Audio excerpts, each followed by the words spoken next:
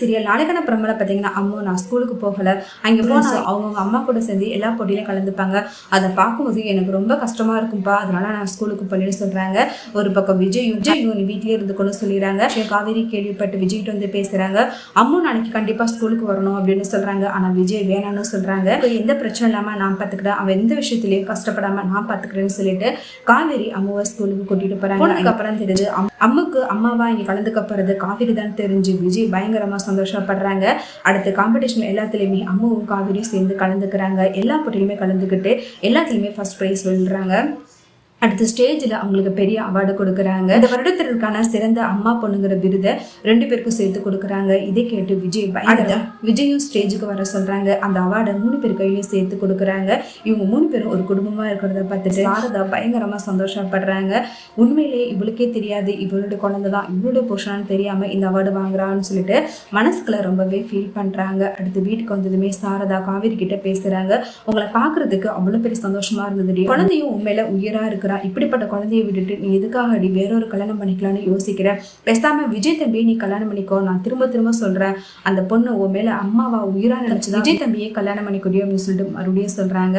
அதுக்கு காவேரியும் பயங்கரமா டென்ஷன் ஆகி அந்த குழந்தைய வேணா தத்தெடுத்துப்பேனே தவிர ஆனா விஜய் என்னுடைய கணவரை என்னால நினைச்சு கூட பார்க்க முடியாதுமா அப்படின்னு சொல்றாங்க. நான் அந்த குழந்தைய தத்தெடுக்கணும் ஆசைப்படுறேன், அதுக்கு வேணா நீ எனக்கு உதவி பண்ண அப்படின்னு சொல்றாங்க. அடுத்த சாரதாவும் விஜய் கிட்ட பேசி பாக்குறாங்க.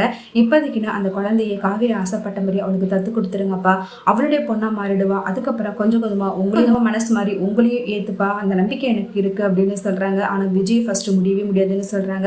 அடுத்து யோசிச்சு பார்க்கும்போது இப்போதைக்கு அம்முக்கும் அம்மா தேவை, அவளுடைய அம்மா விட்டுட்டு எதுக்கா இவ்வளவு நாள் பிரிஞ்சு காவேரி நம்மளை ஏத்துக்கிற வரைக்கும் நம்ம வெயிட் பண்ணலாம், ஃபர்ஸ்ட் அம்முவை காவேரிக்கு தத்து கொடுத்துடலாம் அப்படின்னு சொல்லிட்டு முடிவு பண்றாங்க. இந்த விஷயத்த காவேரி கிட்ட சொல்றாங்க. காவேரி அதை கேட்டு பயங்கரமா சந்தோஷப்படுறாங்க. தத்தெடுக்கிறதுக்கான எல்லா முயற்சி ஏற்பாடு செய்யறாங்க.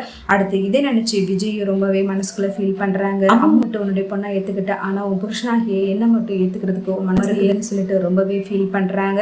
சீக்கிரமாவே உன் மனசு மாறும் காவேரி, நீ என்னை ஏத்துப்பேன்னு எனக்கு நம்பிக்கை இருக்குன்னு சொல்லிட்டு மனசுக்குள்ளேயே ஃபீல் பண்றாங்க. ஒரு பக்கம் காவேரி விஜய்க்கு பார்த்த பொண்ணு கிட்ட மறுபடியும் பேசுறாங்க.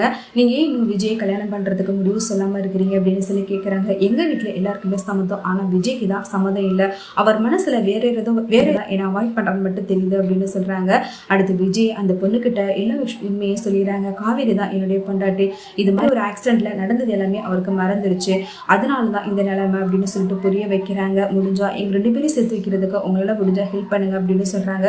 இந்த பொண்ணு இவங்களுடைய கதை எல்லாத்தையும் கேட்டுட்டு ரொம்பவே ஃபீல் பண்றாங்க. கண்டிப்பா காவேரியை சேர்த்து வைக்க வேண்டியது என்னுடைய பொறுப்பு, என்னால முடிஞ்ச ஹெல்ப் நான் பண்றேன்னு சொல்லிட்டு ஒரு பக்கம் விஜய்க்கு சப்போர்ட் பண்ணி பேசுறாங்க.